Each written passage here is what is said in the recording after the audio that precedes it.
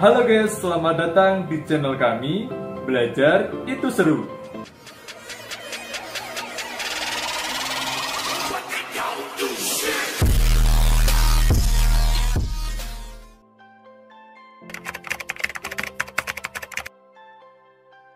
Sebelum lanjut ke video selanjutnya, jangan lupa subscribe, like, and share. Halo semua, untuk video kali ini saya akan membahas mengenai kisi-kisi matematika kelas 7 untuk persiapan kenaikan kelas. Adapun soalnya nanti terdapat 35 soal, yang mana 30 soalnya pilihan ganda dan 5-nya soal IC. Saya akan membahas mengenai soal IC dari kisi-kisi nomor 1 sampai nomor 5. Oke, simak videonya. Kita langsung bahas kisi-kisi nomor yang pertama, IC. Diberikan gambar, peserta didik mampu menentukan besarnya sudut. Prediksi soalnya, jadi untuk soal nomor 1 nanti kita ada prediksi soalnya ada 3 soal ya. Jadi untuk kisi-kisi nomor 1 nanti prediksi soalnya kita ada 3. Ini prediksi soal yang pertama dulu. Diketahui sudut PRS sama dengan 3x dan sudut HRS sama dengan 5x plus 20 derajat. Tentukan nilai x besar sudut HRS pelurus sudut HRS. Ini untuk gambarnya. Oke, yang pertama kita selesaikan dulu untuk nilai x.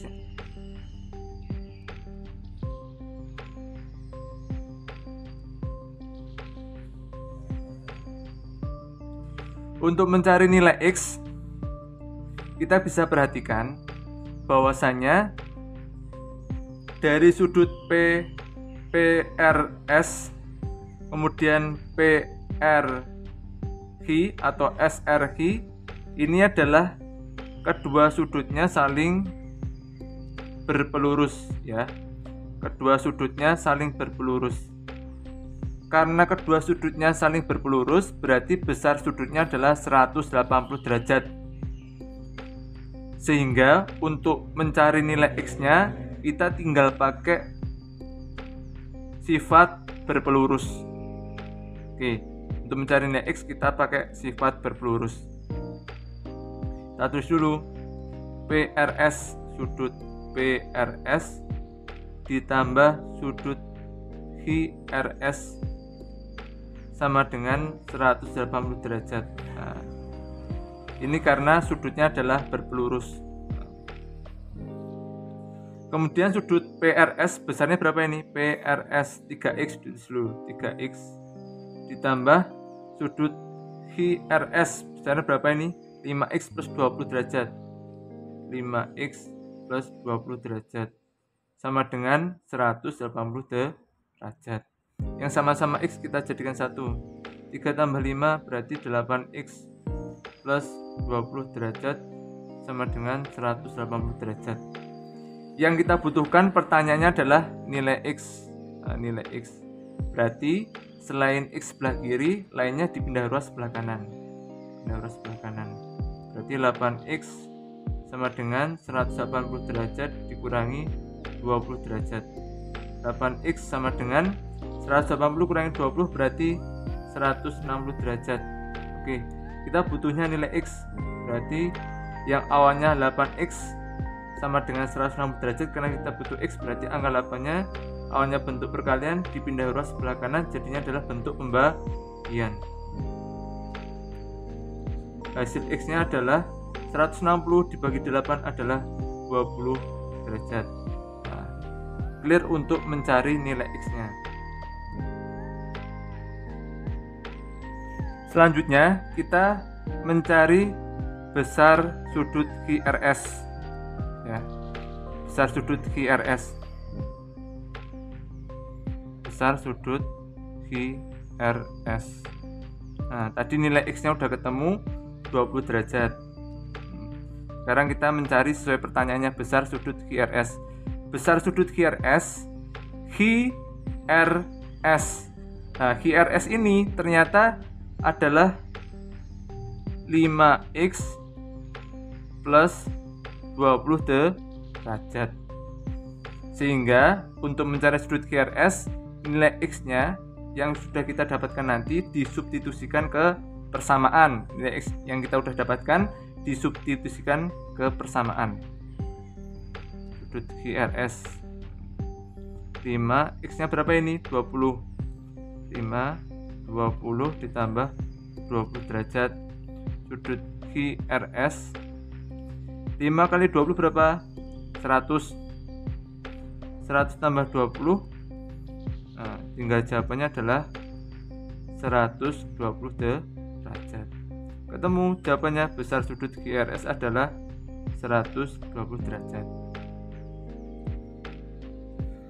Setelah ketemu besar sudut QRS, kita menyelesaikan pelurus QRS. Pelurus dari sudut QRS. Oke. Yang dimaksud pelurus dari sudut QRS, pelurus itu kan besar sudutnya adalah 180 derajat. Nah, kita lihat QRS, pelurusnya mana? Berarti pelurusnya adalah, kalau QRS ini baru setengah lebih, karena kita butuhnya 180 derajat, berarti pelurus dari QRS adalah sudut PRS, ya, sudut PRS. Biar apa? Biar sesuai. Jadi dilihat dari terdekatnya. Karena QRS itu belum mencukupi 180 derajat, yang ditanyakan pelurus QRS berarti sudut yang di sebelahnya ini. Nah, berarti kita lihat. Nah, kita cek, berarti pelurus QRS sama dengan PRS. Terus saja pelurus QRS. Nah, PRS sudutnya berapa ini? 3x. Berarti tulis saja 3x derajat. Berarti pelurus sudut QRS sama dengan 3, x-nya berapa? 20. Ganti 20 derajat. Pelurus QRS 3 kali 20 berapa? 60 derajat. Nah, ketemu pelurus sudut QRS yaitu 60 derajat. Nah, clear untuk prediksi soal kisi-kisi yang pertama, contoh soal yang pertama. Masuk ke contoh soal atau latihan soal prediksi yang kedua, kisi-kisi yang pertama. Nah, jadi kan tadi saya udah bilang untuk kisi-kisi yang pertama itu ada 3 contoh soal, 3 contoh prediksi soal. Tadi yang pertama udah clear, ini yang kedua. Diberikan gambar, peserta didik mampu menentukan besarnya sudut. Jadi ini masih soal 1, contoh soal atau prediksi soal yang kedua. Ini sudut penyiku. Pertanyaannya adalah, hitunglah nilai X. Berapakah penyiku dari sudut X? Berapakah pelurus dari penyiku sudut X? Oke, yang pertama kita selesaikan dulu nilai X-nya.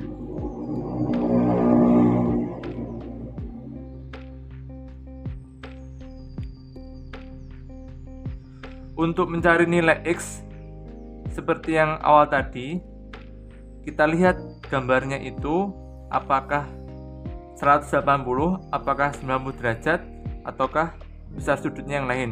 Nah, setelah kita lihat, ternyata ini besar sudutnya adalah berpenyiku. Nah, besar sudutnya ini adalah berpenyiku. Kalau berpenyiku, berarti besar sudutnya adalah 90 derajat, bukan 180 derajat. Karena penyiku berarti besar sudutnya 90 derajat. Jadi untuk mengerjakan nilai X, kita menggunakan sifat berpenyiku, yang mana besar sudutnya sama dengan 90 derajat. X derajat ditambah 3x derajat sama dengan 90 derajat. X tambah 3X, jawabannya adalah 4X derajat sama dengan 90 derajat. Yang dibutuhkan kita adalah nilai X. Berarti selain nilai X pindah ruas sebelah kanan. X derajat sama dengan 90 dibagi 4. Awalnya bentuk perkalian, pindah ruas ke kanan, jadinya bentuk pembagian. X-nya dari ketemu 90 bagi 4 adalah 22,5 derajat. Ketemu untuk nilai X. Selanjutnya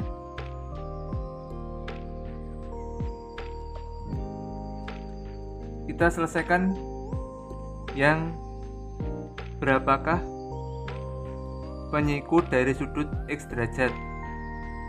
Penyiku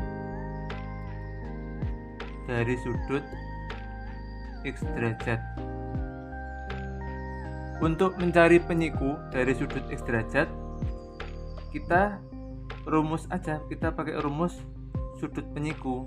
Nah, sudut penyiku itu besar sudutnya berapa? Penyiku.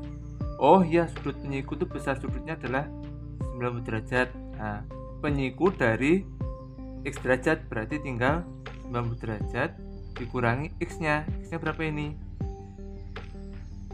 X-nya sudut X-nya. Nah, berarti 90 derajat dikurangi 22,5. Hasilnya adalah 67,5 derajat. Kemudian yang selanjutnya yang ditanyakan adalah berapakah pelurus dari penyiku X derajat?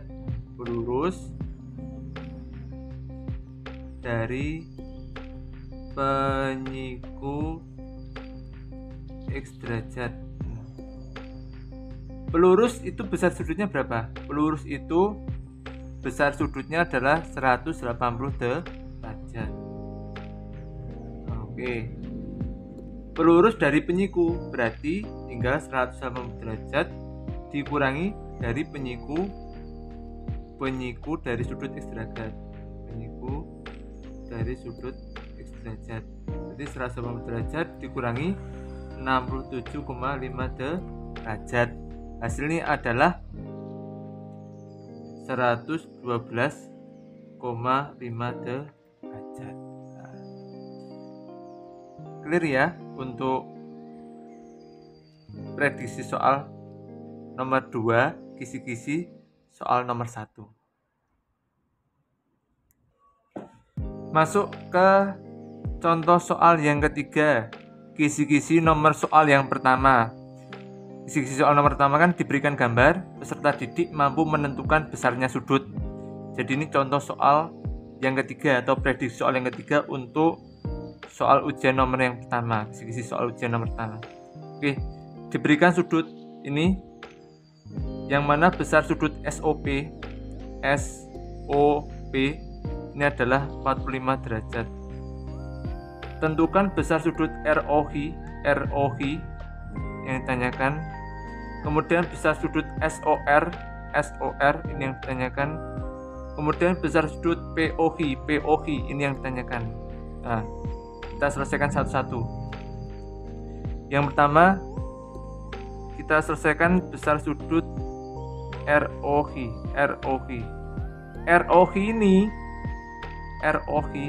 ini sudutnya saling bertolak belakang dengan SOP. Besar sudutnya adalah bertolak belakang dengan SOP. Nah, karena saling bertolak belakang ya. Tolak belakang. Karena sudutnya saling bertolak belakang, jadi ROI kan yang ditanyakan. Yang diketahui SOP, karena saling bertolak belakang berarti besar sudutnya sama besar. Nah, jadi sama-sama besar ROI berarti 45 derajat. Yang pertama clear dulu. Lanjut yang kedua. Besar sudut SOR. ROI udah ya, 45 derajat. SOR ini yang ditanyakan. SOR. Untuk besar sudut SOR, kita pakai rumus sudut yang saling berpelurus. Kita pakai rumus sudut yang saling berpelurus. Nah, ini berpelurus. SOR yang ditanyakan, biar lebih mudah mengerjakan, kita pakai rumus sudut yang saling berpelurus. Berarti kita tarik garis tengah lingkaran. Kita tarik garis tengah lingkaran dengan sudut SOP, ya. SOP sudah diketahui. Yang ditanyakan adalah SOR. Berarti untuk mencari sudut SOR tinggal aja 180 derajat karena pakai rumus berpelurus dikurangi 45 derajat karena saling berpelurus. 180 dikurangi 45 berarti hasilnya adalah 135 derajat. Lanjut yang terakhir, sudut POH. Nah, ini adalah 135 derajat. POH, oh ternyata sudut POH itu saling bertolak belakang dengan SOR. Berarti dengan SOR ini saling bertolak belakang.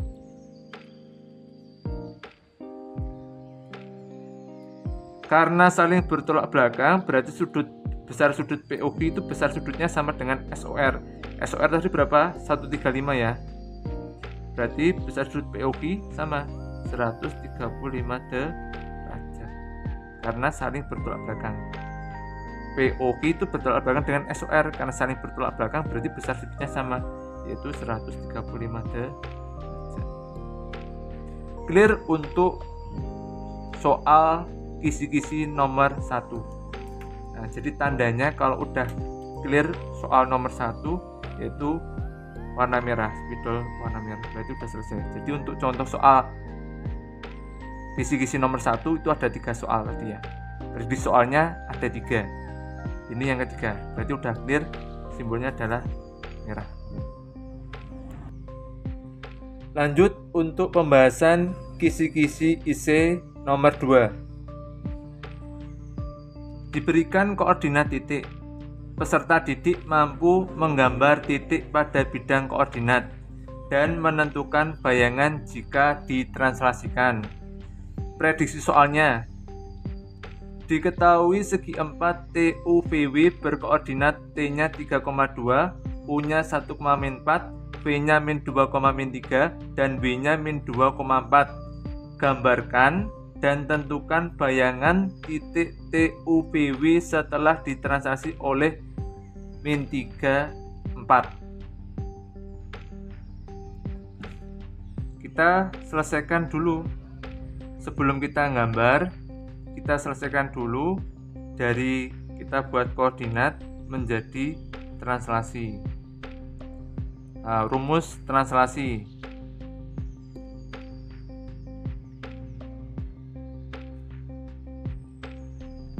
Px, y kita jadikan menjadi ditranslasikan dengan AB, kemudian P nya adalah X plus A, Y nya ditambah B. Ini adalah rumus translasi.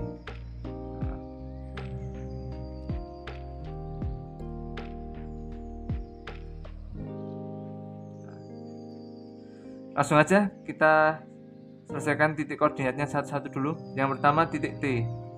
T 3,2, tulis T 3,2. AB nya berapa ini? Dari translasi ini -3 sama 4. -3 sama 4. Nah, jadinya apa? Berarti T nya X plus A. X nya itu diambil dari sini, ini X. Nah, berarti ini 3 ditambah A, A-nya kan sini, berarti ini 3 tambah -3, Y, Y-nya diambil dari sini, Y. Jadi 2 ditambah B, B-nya dari sini, B-nya 4. Nah, jadi titiknya adalah T aksen. Nah, tadi kan T itu titik koordinat, setelah ditranslasi jadinya T aksen. T aksennya berapa? 3 tambah -3, 0. 2 tambah 4 jadinya 6. Jadi ketemu T aksennya adalah 0,6. Yang awalnya koordinatnya 3,2 jadinya setelah ditranslasikan min 34 jadi T aksennya 0,6. Lanjut titik 0 titik U 1,4 U 1,4 sama ini min 34 U X 1 ditambah A nya min 3, D nya min 4 ditambah B nya adalah 4. Berarti U aksen 1 tambah min 3 yaitu min 2, min 4 tambah 4 jadinya adalah 0. Ini ketemu U nya, koordinat U nya 1,4 setelah ditranslasikan jadi U aksen min 2,0. Lanjut sekarang yang V min 2, min 3 translasikan dengan min 34 jadinya adalah V X nya ada berapa ini? Min 2 ditambah A nya berapa ini? Min 3 Y nya berapa ini? Min 3 ditambah B nya berapa? 4. Ini adalah V aksennya adalah min 2 tambah min 3 utang 2 tambah lagi utang 3 berarti utang min 5, min 3 tambah 4 utangnya 3 disawat 4 berarti masih positif 1. Jadi untuk koordinat V min 2,3 setelah ditransaksikan jadinya V aksen min 5,1. Terakhir sekarang W min 2,4 ditransaksikan min 34 W X nya berapa ini? Min 2 ditambah A nya berapa ini? Min 3, Y nya berapa ini? 4 ditambah B nya berapa ini? 4 tambah 4 min 2 tambah min 3 jadinya adalah W aksen utang 2 tambah lagi utang 3 berarti utang 5 min 5, 4 tambah 4 berarti 8. Jadi untuk koordinat W min 2,4 setelah ditranslasikan jadinya adalah W aksen min 5,8. Setelah sampai sini kita sudah menentukan bayangannya. Ternyata ada perintah yang kedua, gambarkan ya. Jadi setelah menentukan bayangan sini belum selesai yaitu tinggal digambar. Oke, setelah kita menentukan bayangannya, perintahnya ternyata adalah suruh menggambarkan. Setelah kita menentukan bayangannya, ini adalah titik koordinat ditranslasikan ketemu titik translasi T translasi jadinya T aksen, U translasi jadi U aksen, V translasi jadi V aksen, W translasi jadi W aksen. Oke, karena ada perintah gambar kita gambar, kita buat titik koordinatnya terlebih dahulu baru nanti titik yang sudah ditranslasikan, kemudian tinggal digaris. Yang pertama T nya adalah 3,2, 3 nya X, Y nya 2.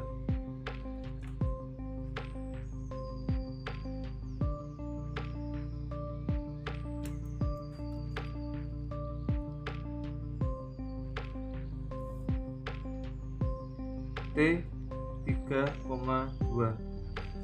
Kemudian U nya 1,4, 1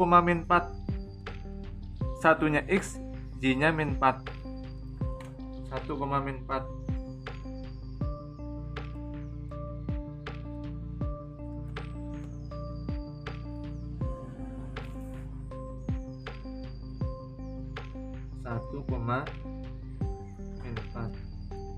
Kemudian V nya adalah min 2, min 3, min 2 nya X, min 3 nya Y, min 2, min 3, min 2, min 3.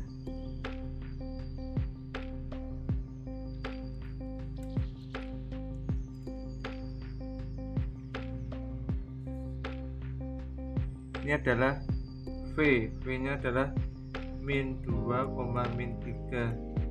Kemudian W nya adalah min 2,4, min 2,4.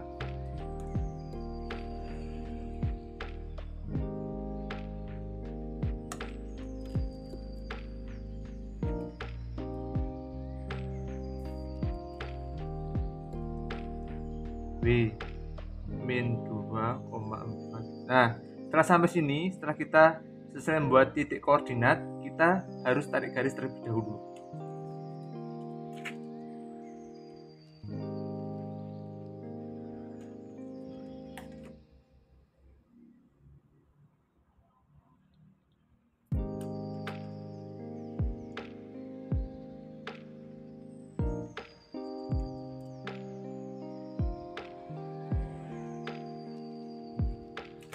Setelah kita membuat garis, berarti sesuai ya, segi 4 TUVW, ternyata bentuknya adalah segi 4 juga. Segi 4 itu yang terpenting adalah garis perpotongannya dalam 4, 1, 2, 3, 4. Nah, sesuai. Berarti selanjutnya, karena ditranslasikan, berarti kita gambar garis yang kita translasikan. Ini titik-titiknya yang sudah kita translasikan. Translasi itu apa? Itu pergeseran. T aksen dulu 0,6, 0-nya X, Y-nya 6. 0,6 berarti sini 0, 0-nya X, 6-nya Y. Ini adalah T aksen 0,6. Selanjutnya apa? U aksen min 2,0, min 2-nya X, Y-nya 0. Min 2-nya X, Y-nya 0 berarti sini. Ini namanya adalah U aksen. U aksen itu adalah min 2,0, min 2,0. Selanjutnya apa? V aksen min 5,1, min 5-nya X, Y-nya 1, min 5,1, min 5,1.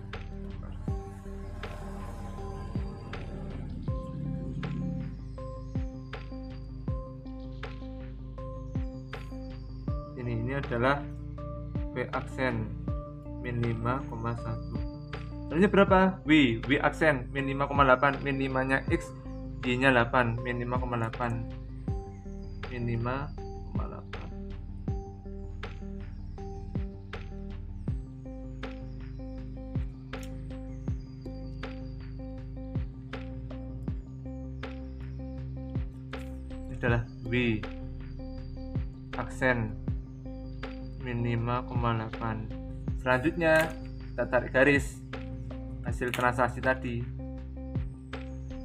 titiknya tadi.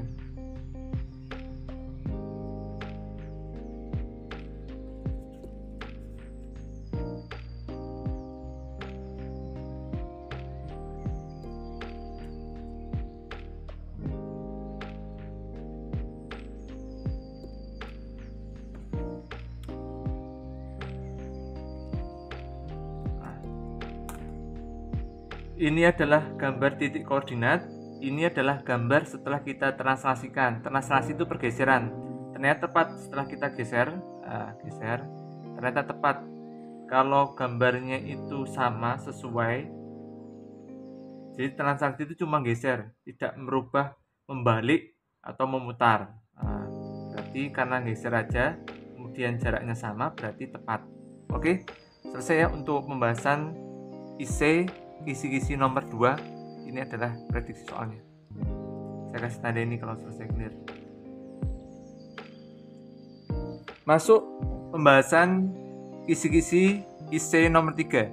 Diberikan soal cerita, peserta didik mampu menentukan volume air dalam kolam renang dengan ukuran tertentu. Prediksi soalnya, hitunglah volume air dalam kolam renang yang panjangnya 30 meter, lebarnya 10 meter, kedalaman air pada ujung dangkal 3 meter, terus melandai hingga pada ujung dalam 5 meter. Nah, ini gambarnya, gambar kolam renangnya. Dilihat dari soalnya, kemudian gambarnya, bahwasanya bentuk kolam renangnya itu berbentuk prisma trapesium atau prisma dengan alas trapesium.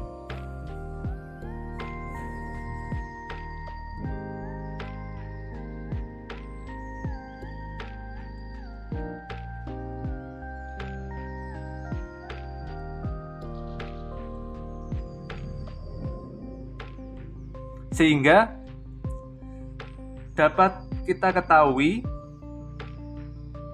panjang kolamnya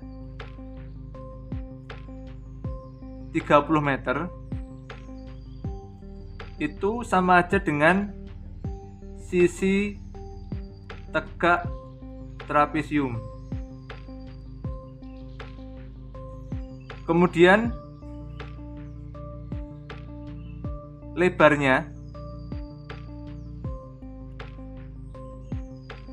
kolam 10 meter.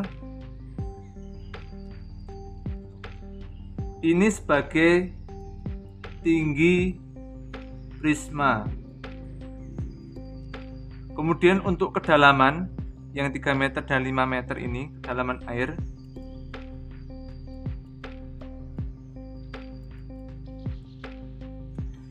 (3 meter dan 5 meter), ini adalah sisi sejajar trapesium. Sisi sejajar trapesium. Nah, dari sini dapat kita ketahui untuk mencari volume air dalam kolam renang itu sama aja mencari volume air prisma trapesium, ya. Untuk mencari volume air dalam kolam renang itu sama aja mencari volume prisma trapesium. Jadi kita pada intinya ini kita mencari volume prisma trapesium karena bentuk kolam renangnya yaitu prisma dengan alas trapesium. Jadi, volume air dalam kolam sama aja dengan volume prisma trapesium. Oke. Untuk mencari volume prisma dengan alas trapesium itu rumusnya adalah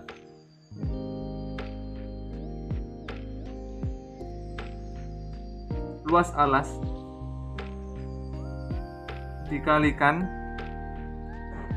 tinggi prisma. Nah, luas alasnya berbentuk apa ini? Oh, luas alasnya berbentuk trapesium. Nah, luas alasnya berbentuk trapesium berarti kita pakai rumus luas trapesium.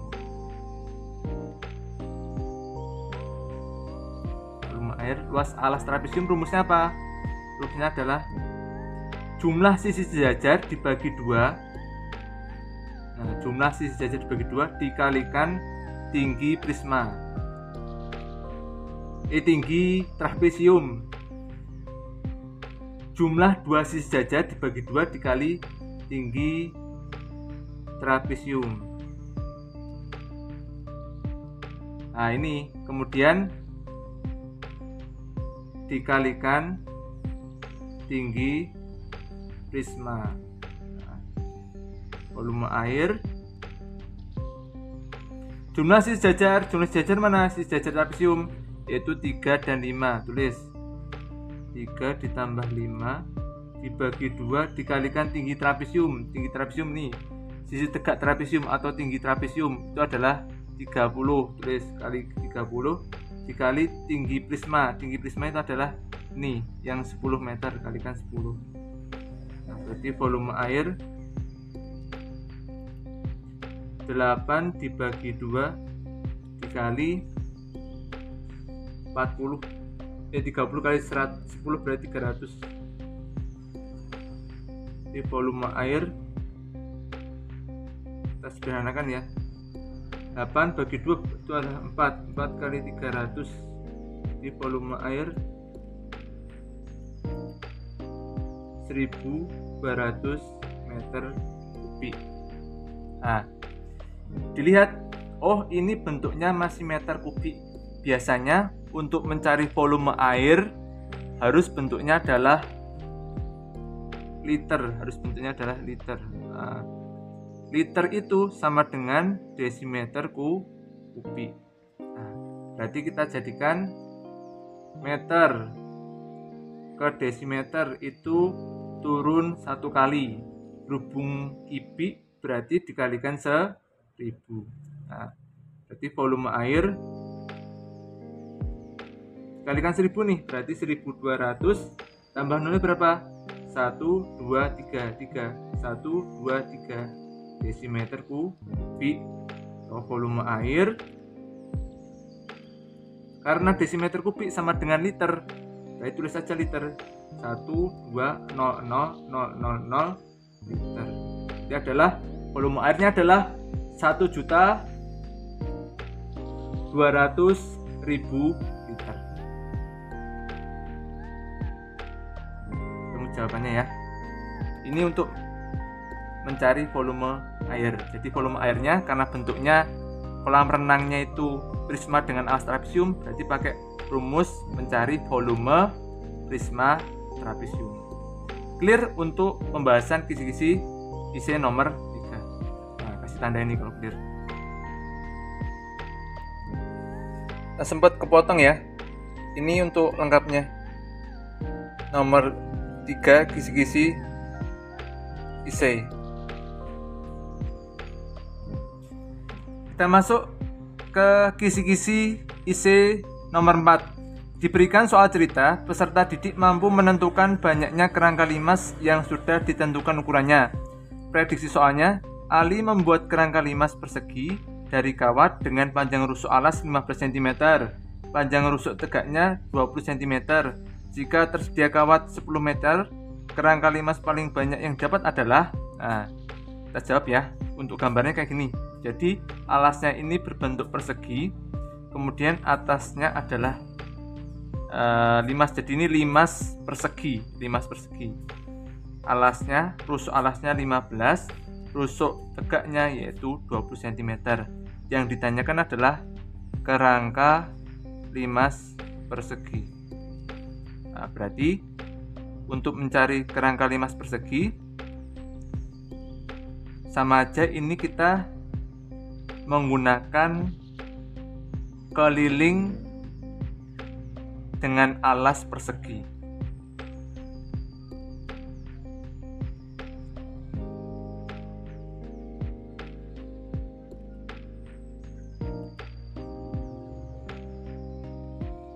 Jadi rumusnya 4 kali sisi alas atau rusuk alas ditambah 4 kali rusuk tegak. Rusuk alasnya sama rusuk tegaknya dilihat yang diketahui. Rusuk alasnya 15 cm, rusuk tegaknya yaitu 20 cm. 4 kali rusuk alas. S itu adalah rusuk, S itu adalah rusuk. Jadi rusuk alas berarti adalah S alas 15 ditambah 4 rusuk tegak berarti S tegak berapa? 20 kali 20. Temu jawabannya 4 kali 15 adalah 60 ditambah 4 kali 20 adalah 80. Jawabannya adalah 140 cm. Kemudian tersedia kawat. Kawatnya adalah 10 meter. Kawatnya adalah 10 meter. Nah, ini kan cm sama meter beda ya. Berarti kita jadikan dulu sama-sama cm. Meter, desimeter, centimeter. Turunnya berapa? 1, 2. Setiap 1 dikalikan 10 berarti 2. Karena 2 berarti dikalikan 100. Berarti 10 tambah lagi 00 cm. Setelah kawat 10 meter, kemudian mencari kerangka, baru mencari kerangka limasnya. Di kerangka limas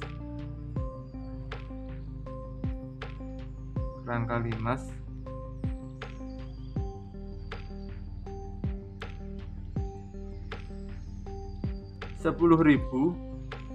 dibagi 140. Hasilnya adalah 7,142. Nah, ini kita bulatkan di kerangka limasnya. Kita bulatkan.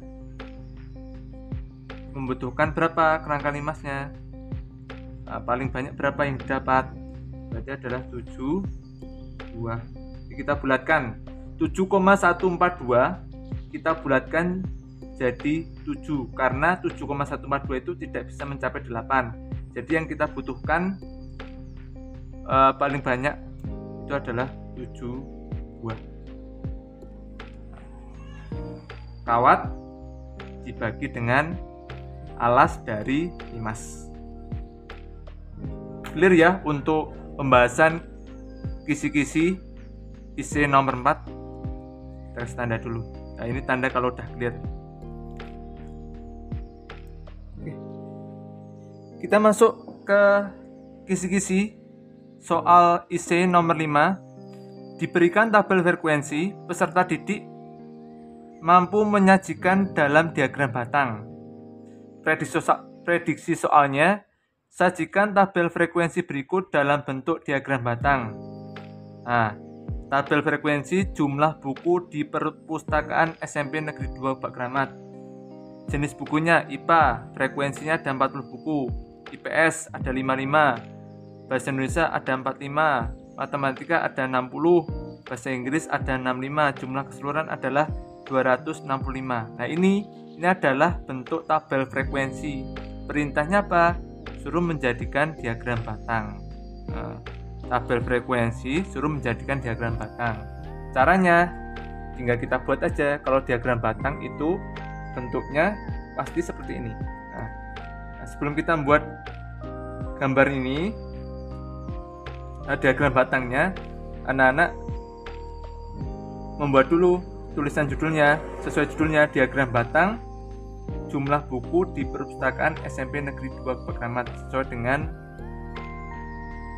prediksi soalnya. Nah, setelah buat judulnya, tinggal kita buat garisnya. Yang bagian bawah sini itu adalah jenis bukunya. Adapun yang bagian sini, ini namanya adalah frekuensi, ya. Jangan sampai kebalik. Yang sebelah kiri ini atau jenis bukunya itu diletakkan di bagian bawah. Adapun frekuensinya diletakkan di bagian atas atau samping kiri, ya. Jadi untuk jenis bukunya atau sebelah kiri ini letakkan bagian bawah. Adapun frekuensinya letakkan bagian atas. Oke, kita perhatikan.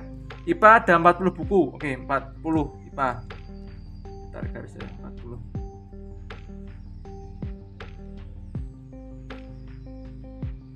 Ada 40. Oke.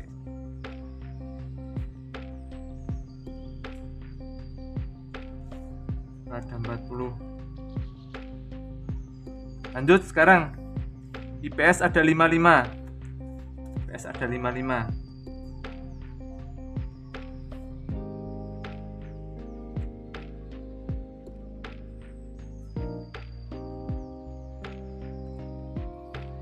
Ada 55. Kita ngambilnya adalah di antara 50 dan 60.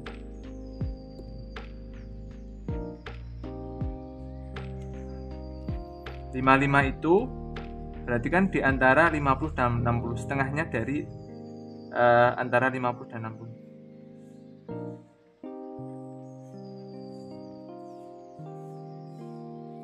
Kemudian bahasa Indonesia 45. Berarti letaknya di antara 40 dan 50. Ini jarak antara garis ini adalah 10. Jadi kalau 45 berarti di tengah-tengah. Bahasa Indonesia 45. Terus 45.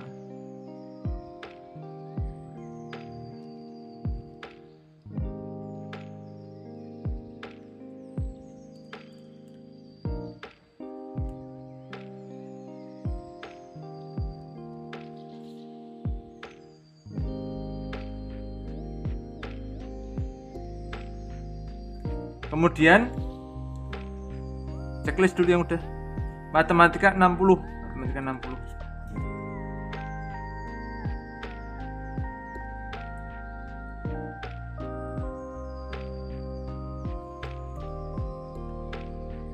Ini ya untuk pembahasan nomor 5. tadi sempat yang bagian akhirnya tidak ke record. Jadi nanti untuk mengerjakan nomor 5 tinggal aja kita buat diagram batang, yang mana diagram batangnya itu berbentuk persegi panjang. Bagian bawahnya itu jenis buku, bagian sebelah atasnya atau kirinya itu frekuensi. Terima kasih sudah belajar bersama kami. Tunggu video selanjutnya ya. Bye-bye.